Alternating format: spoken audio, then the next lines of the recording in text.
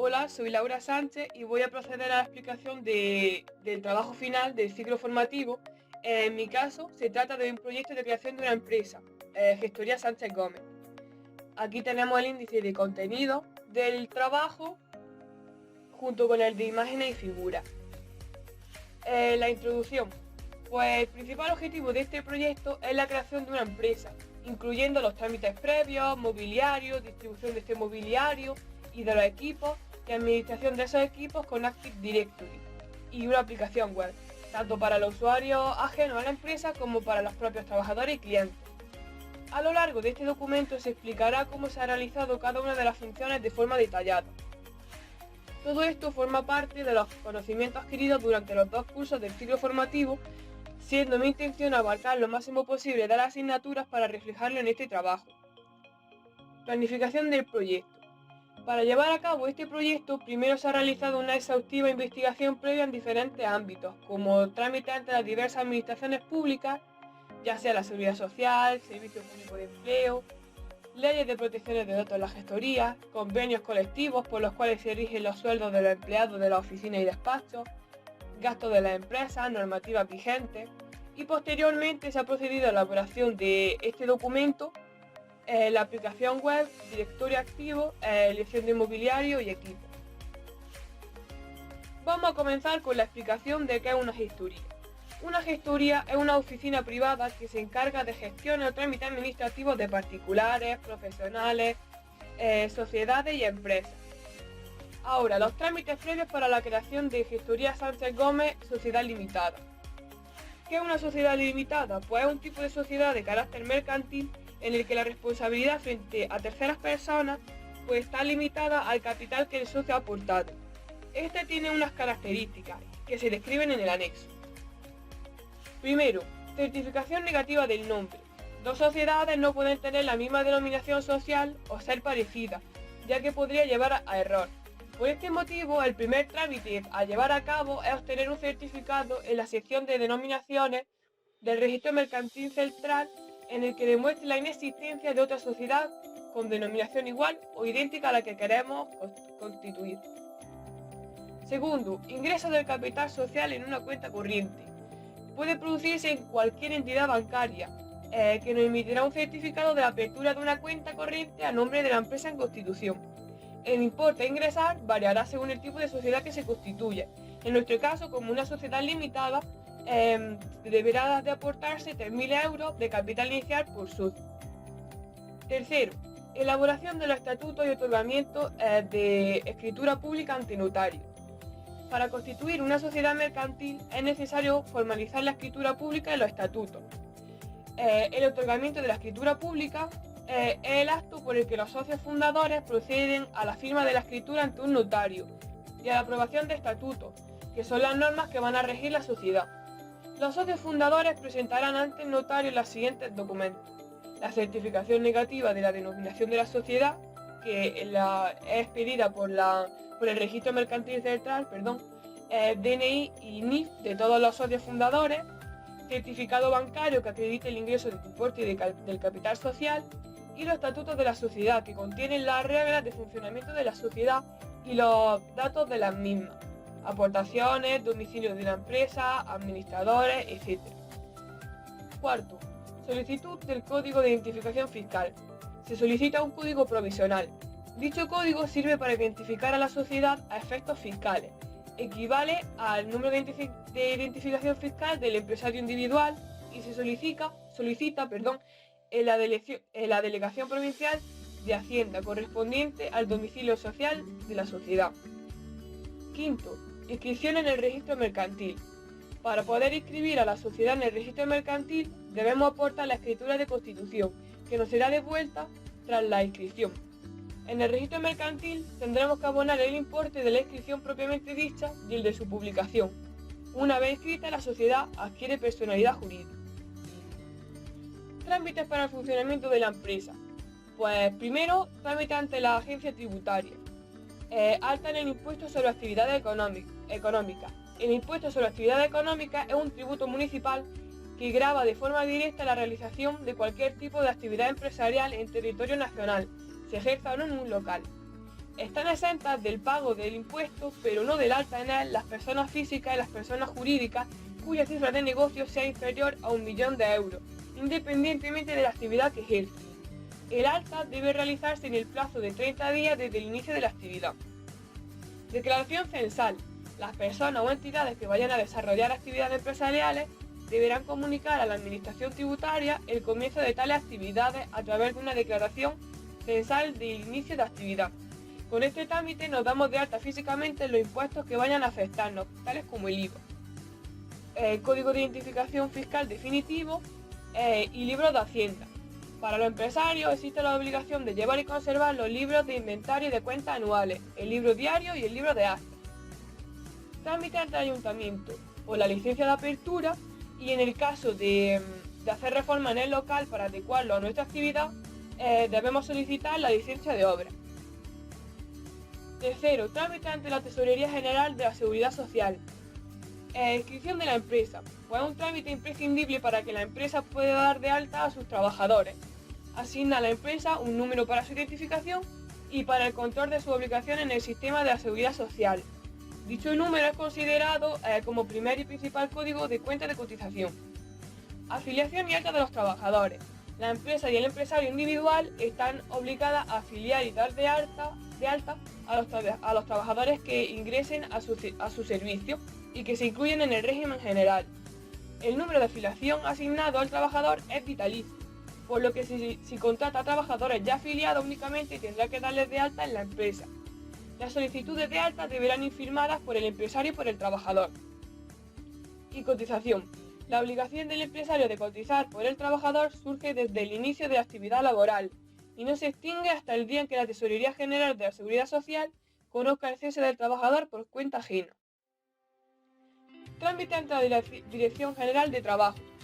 Las nuevas empresas deben de comunicar a la autoridad laboral su apertura para que se tenga en cuenta a la hora de inspeccionar en materia laboral el cumplimiento de la legislación vigente.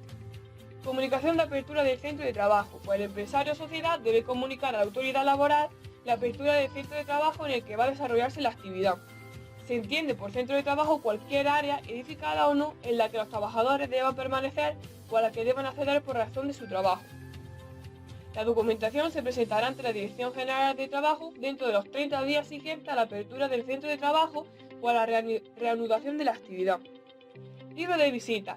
Todas las empresas, tengan o no trabajadores por cuenta ajena, estarán obligadas a tener un libro de visita en cada centro de trabajo para que la inspección de trabajo en sus visitas anote en él la diligencia oportuna.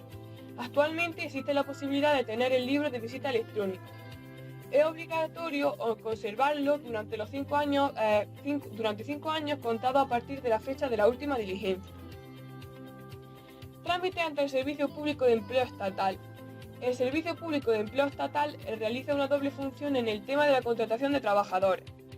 Se encarga de vigilar que los modelos de contrato sean válidos legalmente y ponen en contacto a los empresarios con trabajadores desempleados en caso de que se lo soliciten.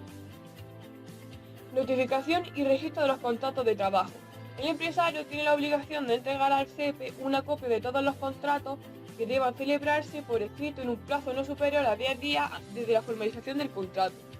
La solicitud de trabajadores. El empresario comunica la necesidad de cubrir un puesto de trabajo e indica las características del puesto, los requisitos que deben cumplir los candidatos, el tipo de contrato que va a realizarse, la forma, el lugar y la fecha de la selección de los trabajadores. La oficina de empleo enviará al empresario una preselección de candidatos aptos para que sean entrevistados. Ahora vamos a proceder a explicar el Reglamento General de Protección de Datos. Las empresas que se dedican a la asesoría o gestoría de otras organizaciones también están obligadas a realizar todos los procedimientos que recoge la legislación correspondiente. En la actualidad, la gestoría está regida en el ámbito de la protección de datos por dos normativas: el nombrado Régimen General de Protección de Datos a nivel europeo y la nueva Ley Orgánica de Protección de Datos y de Garantía de Derechos Digitales a nivel estatal. Esta ley española sustituye a la antigua LOB. Su contenido sobrescribe al del Régimen General de Protección de Datos y además incluye aspectos que el derecho español puede regular. Doble posición de gestores y asesores. Las gestorías trabajan en su día a día con gran cantidad de documentos que incluyen, en su mayoría, datos de carácter personal. El cumplimiento del nuevo Reglamento General de Protección de Datos le impone al mismo tiempo una doble posición. Por un lado, para con sus empleados, estas empresas son responsables del tratamiento de datos. Sus procedimientos de control y procesamiento de datos le confieren esta posición. Un ejemplo sería la contabilidad interna de la empresa, en la que se incluyen nóminas, seguros sociales, etc. En este caso, la gestoría introduce los datos en un sistema de software, cuyo propietario sería el encargado del tratamiento de datos. Esta relación entre la gestoría y el propietario del software exige la firma de un acuerdo en el que se incluyan las directrices y obligaciones de ambas partes respecto al tratamiento de datos, garantizando así el debido cumplimiento de la normativa.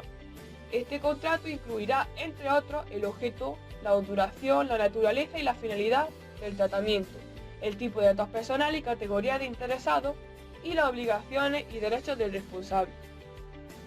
Por otra parte, las gestorías son a la vez encargadas de ese tratamiento.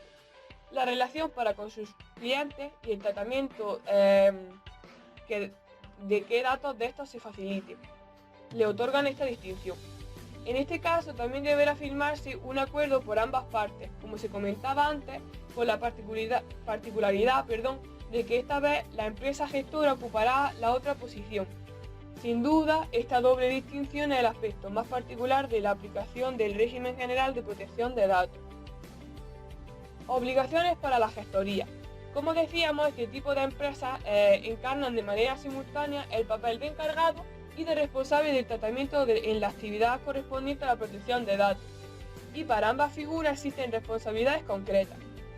Para obligaciones como encargado del tratamiento, pues las obligaciones de la asesoría como encargada del tratamiento son, entre otras, pues llevar a cabo las disposiciones del responsable del tratamiento, confidencialidad, medidas de seguridad oportunas, acordar la posibilidad de subcontratación, posibilitar a los interesados ejercer sus derechos, cooperar para que el responsable cumpla las obligaciones, respetar el destino de los datos previamente inscrito en el contrato y colaborar con el responsable para aprobar el acatamiento de las disposiciones. Segundo, obligaciones como responsables del tratamiento. Desde la posición de responsables de tratamiento, estas empresas tienen, entre otras, esta obligación: realizar un registro de actividad de tratamiento, realizar un análisis de riesgo, llevar a cabo una evaluación de impacto, en caso de que sea necesario, firmar contratos con terceros, incluir textos legales en la web, pedir el consentimiento a los clientes, cooperar con el ejercicio de los derechos de los usuarios, realizar compromisos de confidencialidad con los empleados y designar a un delegado de protección de datos en caso de que sea necesario. Distribución inmobiliaria de la empresa. La oficina está compuesta por 75 metros cuadrados, dentro de la cual se divide en el despacho principal, donde se encuentra la sala de espera y los puestos de administrativo y contable, el despacho del director, un cuarto de aseo, la sala de fotocopiadora y el archivo, un pequeño cubículo para los artículos de limpieza, una habitación donde se encontrará el servidor. Además, el local deberá cumplir con la normativa vigente de COVID-19 y protocolos de emergencia, tales como terremotos, incendios, etc., así como las medidas de prevención de riesgos laborales.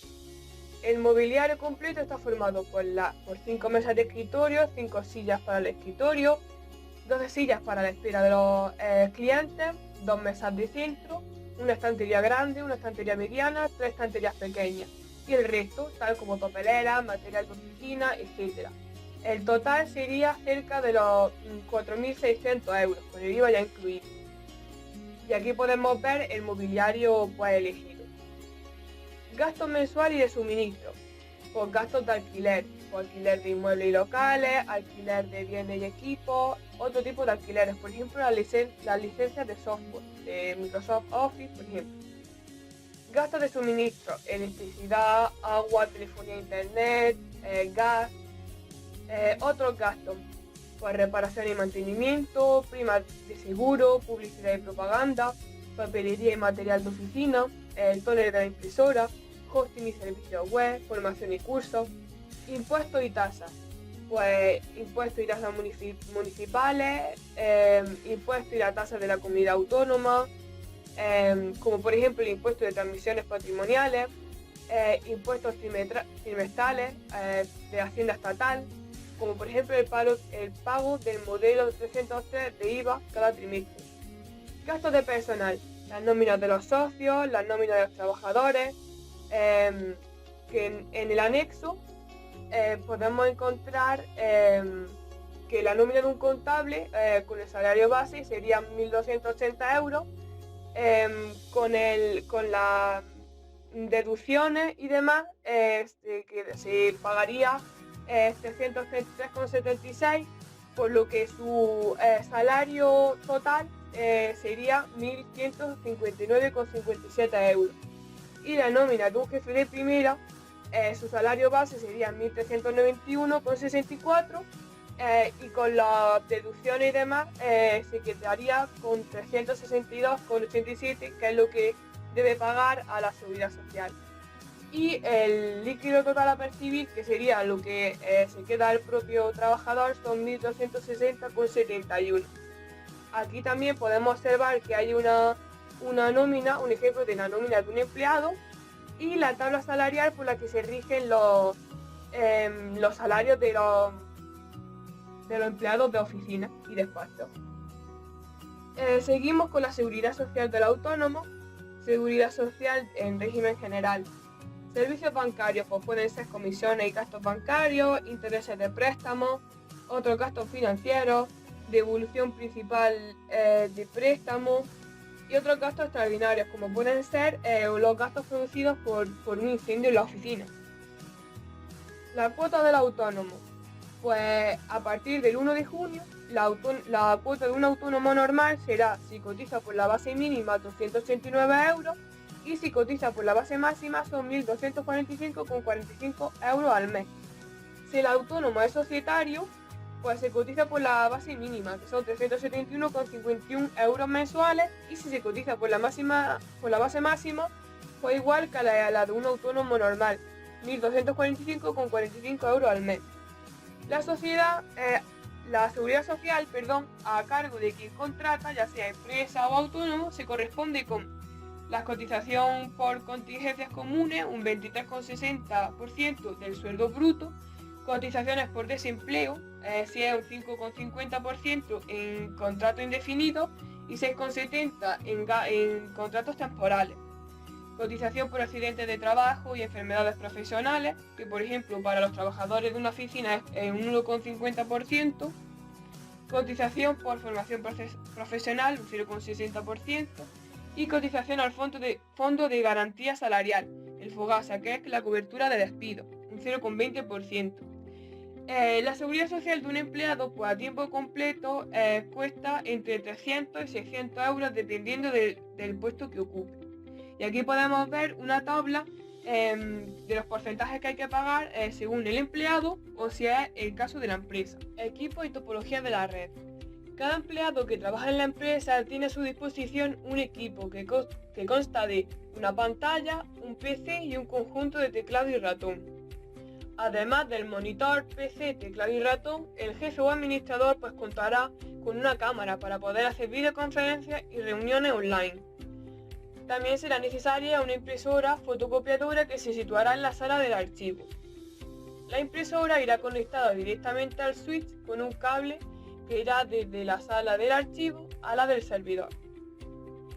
En la sala del servidor se encontrará un servidor del PowerEdge básico y asequible para una empresa pequeña en crecimiento.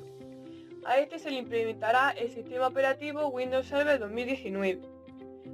El servidor irá conectado al router por la interfaz Ethernet. Entre sus características destaca la velocidad de transferencia de datos y la frecuencia del procesador. La instalación también contará con un switch al que irán conectados a los PC y la impresora gracias a los 16 puertos de tipo básico de conmutación Ethernet RJ45. Esta habitación deberá cumplir una serie de medidas de seguridad, protección contra incendios y otros desastres, ya sean naturales o no. Control ambiental, tanto de temperatura como de humedad, contando asimismo con detectores de inundación. La temperatura debería ser constante, en un arco de 20 a 22 grados centígrados y la humedad no debería ser entre el 40 y un 50%. Acceso controlado, ya sea mediante llave o algún dispositivo de clave. Los cables propios de estas ubicaciones deberían estar perfectamente identificados y, si es posible, por el falso techo o suelo, en todo caso, evitando que puedan interrumpir el paso u ocasionar molestias. Utilización de sistemas de alimentación ininterrumpida, SAI o UPS, que además realice funciones de protección ante picos de corriente que puedan dañar al servidor. Nosotros vamos a contar con dos SAI. El primero, que se conectará a los PCs de los empleados, de este destacaremos las dos baterías de 19 voltios y 9 amperios y el puerto USB para gestionar las funciones a través del PC. Tendremos que utilizar un cable de alimentación para conectar cada ordenador al SAI.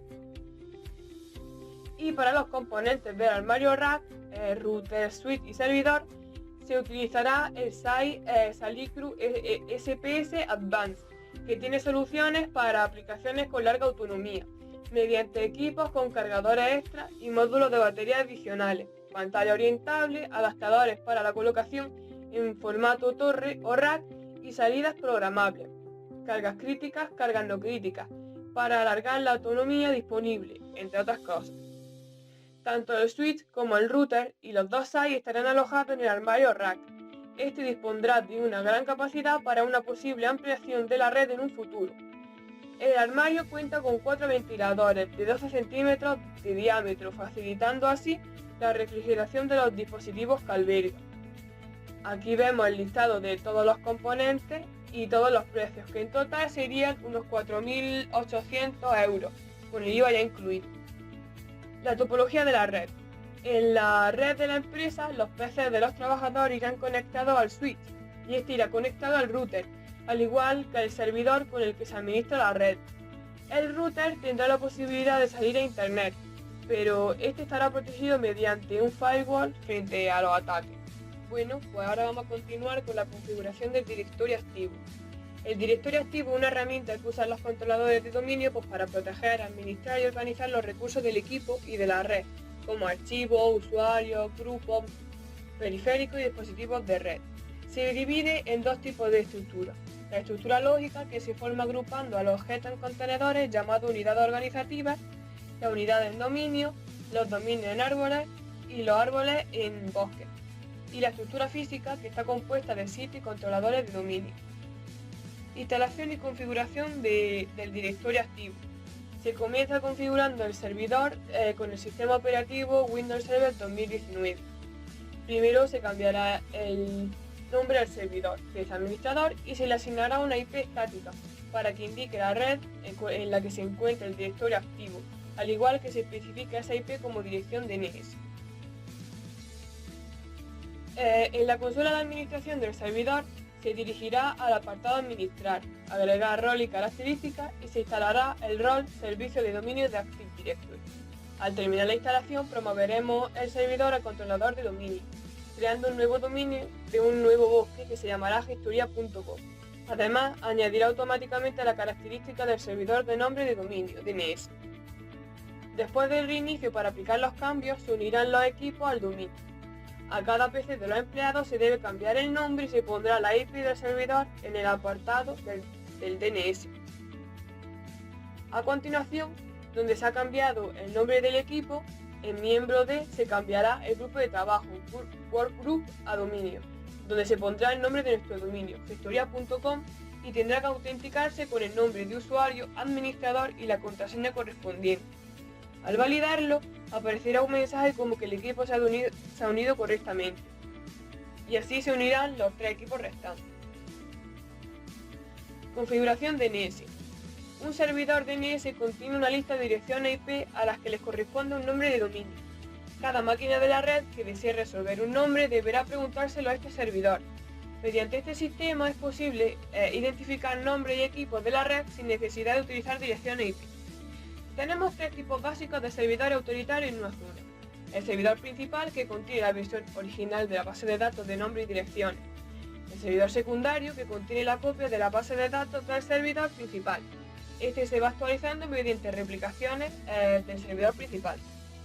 El servidor auxiliar, que contiene una copia reducida de la base de datos del servidor principal. Se distinguen dos tipos de zonas. La zona directa, que contiene los registros necesarios para resolver la dirección IP a partir de los nombres. Y la zona de búsqueda inversa, que contiene los registros necesarios para resolver los nombres a partir de las direcciones IP. Anteriormente se ha visto que al instalar el rol de Active Directory también se instalaba el rol de DNS, por lo que solamente tendrá que configurarlo. Automáticamente se generará la zona directa, por lo que nosotros configuraremos la inversa. Elegimos el tipo de zona principal para todos los servidores DNS que se ejecutan en controladores de dominio de este dominio, victoria.com, zona de búsqueda inversa de IPv4, se introduce la dirección de red, que en nuestro caso sería 192.168.1, y permitimos solo actualizaciones dinámicas seguras y finalizamos el asistente. Así quedarían los registros, la zona directa con los PCs y la zona inversa con la IP. Instalación y configuración de HCP. La función de un servidor de HCP es asignar las direcciones IP a los PCs que lo requieran. El ámbito es el rango de IPs que se pueden conceder. Este se define por una dirección inicial, una final y la máscara de su red. La máquina del cliente recibe una dirección IP dinámica que se asocia a la dirección MAC del adaptador de red del cliente. Hay que tener en cuenta que cada servidor de HCP puede tener varios ámbitos. Dentro de cada ámbito se pueden definir varios rangos con diferentes IP. Y podemos reservar una dirección o varias para que estas no sean asignadas. Para configurarlo se instalará y configurará el rol de HCP. Creará un nuevo ámbito, pondrá el nombre, agregará la IP que se quiera excluir, en este caso se excluirá la 192.168.1.2 para el posible caso de que quiera poner un segundo controlador para que funcione si falla el principal. Indicará la duración de la concesión y activamos el ámbito. También se podrá añadir la dirección que pondrá como puerta de enlace en el enrutador, el nombre de dominio DNS y servidor Wins. Al final, el servidor de HCP con todos los equipos unidos se verá así. Ya que se han terminado las configuraciones de los servidores más importantes, si se realiza un ipconfig/all al PC1 del empleado, mostrará esto. También es aplicable a los PCs de los demás empleados, que cada uno mostrará su correspondiente IP. La configuración de la impresora. Para finalizar, se configura la impresora. Se dirige al panel de control, hardware, dispositivo e impresora y agregamos una nueva impresora. Ahí se abrirá un asistente y deberá detectarla, pero en este caso se agregará manualmente. Seleccione que nuestra impresora no está en la lista y señalamos que queremos agregar una impresora local o de red de forma manual. Ahora tenemos que elegir un puerto, en nuestro caso el que viene por defecto, el PT1 puerto de impresora. Elegimos marca y controlador de impresora, en este caso Ricoh, que es la misma marca que hemos elegido en hardware. Indicamos el nombre que le vamos a poner. Ahora, si queremos compartirla en red, indicamos la ubicación. Se establece como predeterminada y finalizamos. Ahora, desde un PC de la red nos podemos conectar y utilizarla. Aplicación web. Uno de los puntos fuertes del proyecto es la aplicación web. Vamos a proceder a su explicación. Base de datos. La base de datos proyecto final está compuesta por 6 tablas. Administrador, formada por un usuario y contraseña con los cuales la máxima autoridad de la empresa puede acceder a su sección dentro de la aplicación web. Contacto, que almacena toda la información de las personas que quieren ponerse en contacto. Está compuesta por campos como ID Contact, nombre, apellidos, correo, mensaje y teléfono. Particular, contiene campos como ID particular, DNI, nombre, apellidos, dirección, teléfono, usuario, correo, contraseña. La función de esta tabla es guardar la información de los clientes particulares de la gestoría. Estos podrán acceder a su apartado de la aplicación usando el usuario y la contraseña. Trabajadores de la gestoría.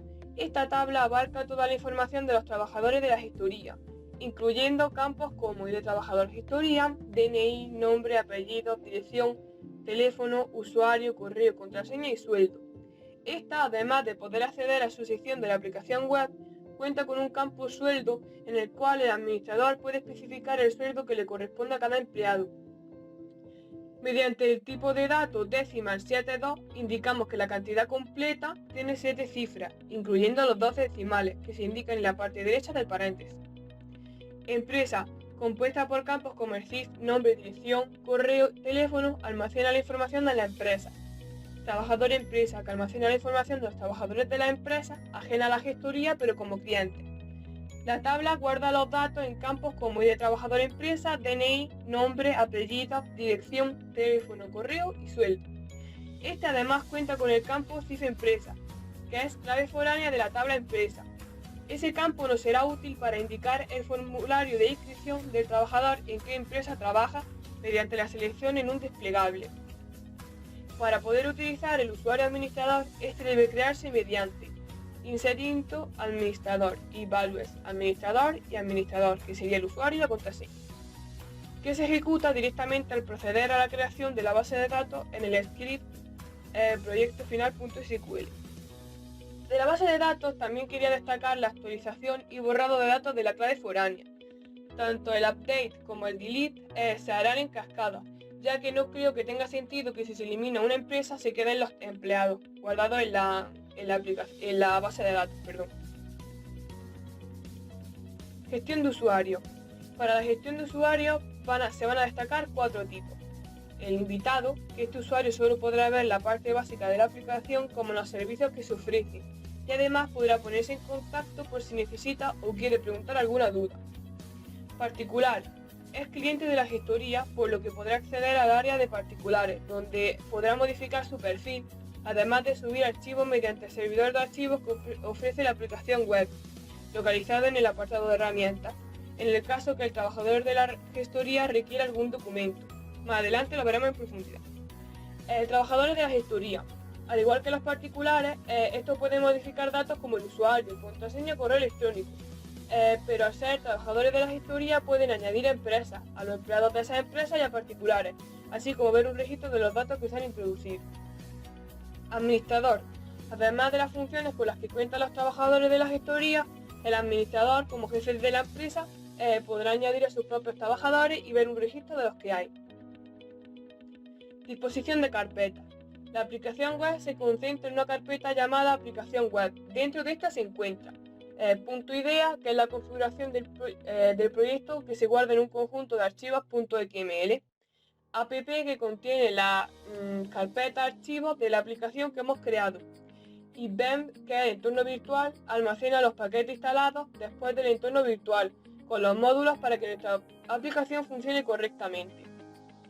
Dentro de la carpeta App se encuentran las 3 subcarpetas. Archivos subidos, que es la carpeta en la que se almacenan los archivos que suben los particulares mediante el servidor de archivos. Static, que contiene la carpeta con el archivo de configuración JavaScript, la carpeta con las imágenes y el archivo style.css, que le da la estética a la aplicación web. Template, tiene todos los archivos .html que conforman la aplicación web. Dentro de esta se encuentran las carpetas añadir trabajadores, registro trabajadores, que contienen los formularios para añadir a los particulares, empresas, trabajadores, tanto para el administrador como para los trabajadores de la gestoría. El archivo config.python donde está toda la información de la aplicación, la configuración de la aplicación. El archivo proyectofinal.sql, que contiene la base de datos. Explicación del código Python. Para empezar se deben instalar 3 elementos: el lenguaje de programación Python, el entorno de desarrollo PyCharm y VirtualEnv, que permite crear entornos virtuales de Python en PyCharm. Dentro de PyCharm se marcará que el intérprete sea Python 3.9 y se instalarán los paquetes correspondientes como Flask, MySQL DB, Jinja2, Markup 6, VirtualEnv, etc. Aquí podemos ver la captura, todos los paquetes que yo he utilizado. Ahora se va a proceder a explicar paso a paso el contenido del archivo config.python. Comenzamos declarando las librerías. OS, para acceder a las funciones dependientes del sistema operativo que permiten manejar la estructura de directorio, y lo utilizaremos en el servidor de archivos para subir los archivos en la ruta que deseemos. De Flask importaremos los módulos Flask, Render Template, URL for, Redirect, Session y Request. de Flash MySQL para establecer la conexión con la base de datos, MySQLDB.cursor para los cursores y WebServe.utils que importa Secure by Name para generar un nombre de fichero seguro y apropiado. Importamos Flash y creamos una instancia que llamado app. Para crearla debemos pasar como primer argumento el nombre del módulo o paquete de la aplicación. Para estar seguros de ello utilizaremos la palabra reservada name. Esto es necesario para que Flash sepa, por ejemplo, dónde encontrar las plantillas de la aplicación o los ficheros estáticos.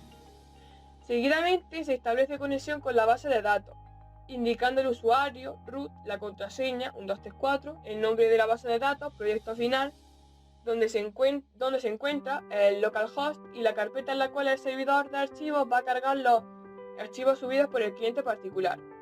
Creamos la conexión con MySQL y también una clave de sesión para crear una cookie con la información de la sesión. A continuación se define la ruta de las páginas de inicio, servicios, fiscal y contable, laboral, judicial, administración, recursos de administración y recursos trabajador. Ahora vamos a proceder con las funciones. La primera función, contacto, como en la mayoría de las funciones posteriores, se utiliza un bucle try extern para el manejo de errores, con lo cual, si no se produce la inserción de datos que hay que rellenar en el formulario, nombre, apellidos, correo, mensaje, teléfono, muestra el mensaje como que se ha enviado correctamente, procede a saltar al extern, en el cual aparecerá un mensaje como que se ha producido un error. Login cliente es la función con la cual se valida que el usuario y la contraseña que se han introducido existen, ya en la tabla de la base de datos particular. Si existe, pues se inicia sesión y le dirige a la página Home Clientes. Si por el contrario, no existen esos datos o alguno está equivocado, mostrará un mensaje como el que el usuario y contraseña no son correctos. Para las funciones Home Cliente y Profile Cliente, lo que hace es, en la primera, si el usuario se ha logueado correctamente, le muestra la página del home y si no, pues lo devuelve al login. Y la función Profile Cliente, si se loguea, pues realiza un select a la tabla particulares para recuperar toda la información del usuario y la muestra en su página de perfil. Si por el contrario no logra iniciar sesión, pues vuelve al login.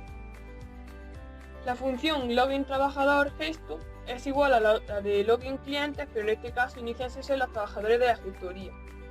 Login administrador, home administrador y profile administrador funcionan igual que las funciones de los clientes y trabajadores de la gestoría, pero con la diferencia de que está apartado para el usuario administrador.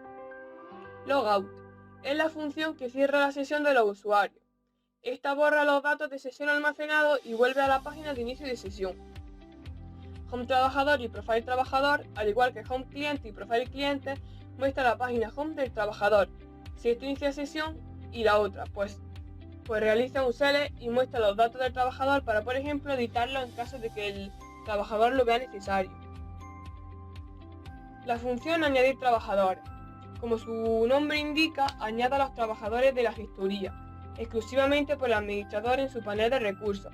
Mediante el formulario en añadir trabajadores.html se rellenan los datos, los almacena y los inserta en la tabla trabajador gestoría. En el caso que algún campo esté vacío, pues te muestra ese campo para rellenarlo y no se almacene sin ningún dato. Se activará el extern, se ha producido un error, cuando se detecta algún fallo, el DNI o teléfono tiene algún dígito de más, etc. Editar particular y update particular. Son dos funciones diferentes pero que se complementan entre sí. Ambas sirven para modificar los datos del particular. Con editar particular seleccionamos los datos del particular que inicia de sesión y del cual queremos cambiar los datos, y con la función update particular junto con editparticular.html muestra la plantilla con los datos que ya tenemos para modificarlos. Tras actualizar los datos y para aplicar los cambios se cierra la sesión. Las funciones editar trabajador y update trabajador son iguales que las mencionadas anteriormente, excepto porque son los datos del trabajador de la gestoría los que se modifican en este caso. Vamos a proceder con la herramienta del administrador. En la función añadir empresa, primero declara la variable msg que mostrará los mensajes. Luego abrirá el bucle try. Dentro de este tendremos la primera opción, if, que se encarga de recoger los datos introducidos y hacer un inserito en la base de datos. Si se ha realizado correctamente, pues mostrará un mensaje en el panel de recursos del administrador. La segunda opción se utiliza en caso de que quede algún campo sin rellenar, entonces mostrará el mensaje "hay campos vacíos". Y el fin del bucle try except funciona en caso de error, ya sea porque alguno de los datos introducidos no sea correcto, etc. La función añadir particulares permite al administrador poder añadir a un cliente particular a la base de datos. Tiene el mismo funcionamiento que añadir empresa, bucle if y elif para insertar los datos y comprobación de campos vacíos, y el except para la comprobación de errores. Añadir trabajador empresa, que es una función en la que además de insertar unos datos realiza un select donde recoge el nombre y CIF de la empresa para mostrarlo en un desplegable que servirá para indicar a qué empresa pertenece dicho trabajador. A pesar de mostrar solo el nombre de la aplicación en la lista desplegable, lo que en realidad almacena es el CIF de la empresa. En esta última captura se puede apreciar el select dentro del cual, en la segunda opción value, se refiere a empresa.0, que sería el CIF de la empresa, pero empresa.1 hace alusión al nombre de dicha empresa. Registro de contacto, que muestra en una tabla todos los registros de las personas que se han puesto en contacto con la gestoría. Delete contacto para eliminar alguno de los registros. Registro empresa, que indica el número de empresas que están registradas. La función delete empresa, que se utiliza para eliminar empresas que están en el registro. Registro trabaja gesto, que realiza un select para sacar todos los registros de personas que trabajan en la gestoría. Delete trabajadores, esta función borra a los trabajadores de la gestoría. Registro particulares, que muestra una lista de los particulares que son clientes de la gestoría. Delete particular, que con esta función se puede borrar a los particulares que ya no se han requerido en la gestoría. Con la función registro trabajador empresa podemos ver en una tabla los empleados registrados de la empresa. Y delete trabajador empresa, que elimina al trabajador o trabajadores que seleccionemos. Ahora vamos a continuar con las herramientas del trabajador de la gestoría. Básicamente son las mismas funciones que las del administrador, solo que estos no tendrán la capacidad de añadir a trabajadores de la gestoría, sus propios compañeros, por lo que no tendría sentido. Las distinguiremos ya que al final de cada nombre llevará la palabra trabajador. Esas funciones serán añadir empresa trabajador, añadir particulares trabajador, añadir trabaja empresa trabajador, registro contacto trabajador, delete contacto trabajador, registro empresa trabajador, delete empresa trabajador, registro particulares trabajador, delete particular trabajador, registro trabajador empresa trabaja, delete trabajador empresa trabaja. A cada función le pertenece un archivo .html en el cual, si es un formulario, pues muestra los campos para rellenarlo. Por el contrario, si se trata de mostrar un registro, el archivo .html contendrá una tabla en el cual se mostrarán los datos y a la derecha el botón de borrar dicho registro. Las carpetas añadir y registro dentro de templates pertenecen al archivo .html de las funciones del administrador y añadir trabajadores y registro trabajadores a los empleados de la gestoría.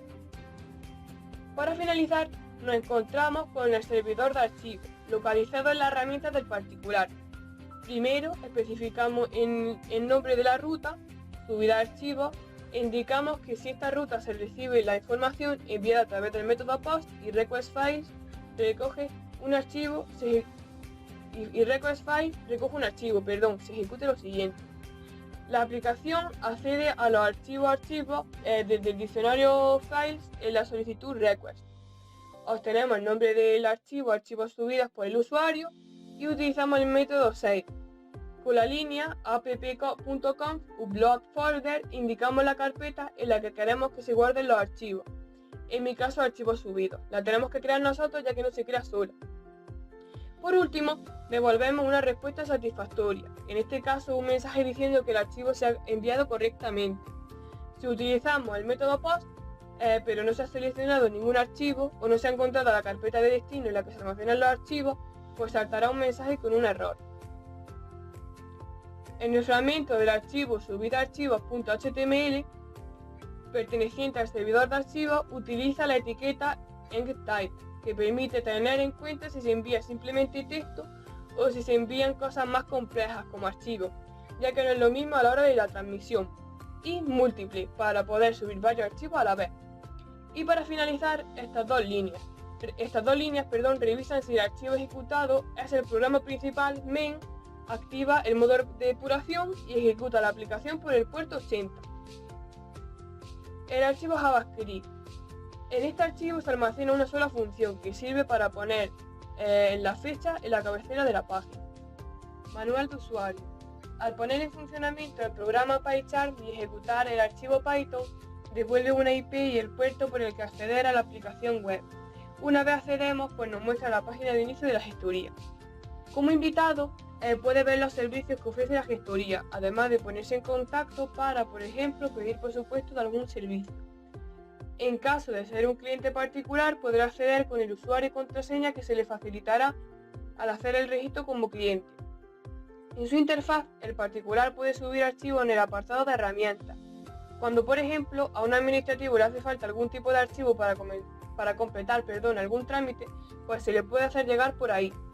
También puede cambiar los datos de su perfil y para guardar esos cambios se cerrará la sesión. El trabajador de la gestoría también necesita una inscripción previa por parte del administrador para poder acceder. Entre sus particularidades, pues puede utilizar los formularios del panel de recursos del trabajador para añadir empresas, trabajadores de esa empresa y particulares, además de ver los registros de dichos datos. El administrador podrá acceder ya que su usuario se crea al ejecutar el archivo de base de datos. Este, además de las funcionalidades del trabajador de la gestoría, podrá añadir a los trabajadores, ya que no tiene lógica que los propios trabajadores los añadan y terceras personas accedan a datos exclusivos y confidenciales de la empresa. Tanto el trabajador como el administrador pueden borrar datos de los registros a los que les han permitido acceder.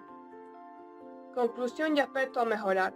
A modo de conclusión, los aspectos a mejorar, empezando por la aplicación web, es perfeccionar el aspecto visual y añadir más funcionalidades, ya que estas son escasas para la cantidad de trabajo que se realiza en una gestoría. En un futuro se podría ampliar la oficina, por lo que será necesario contratar a más empleados, aumentar el mobiliario y los equipos, modificar la topología de la red, realizar configuraciones en el directorio activo, entre otras cosas. El presente proyecto de fin de grado ha sido una experiencia gratificante.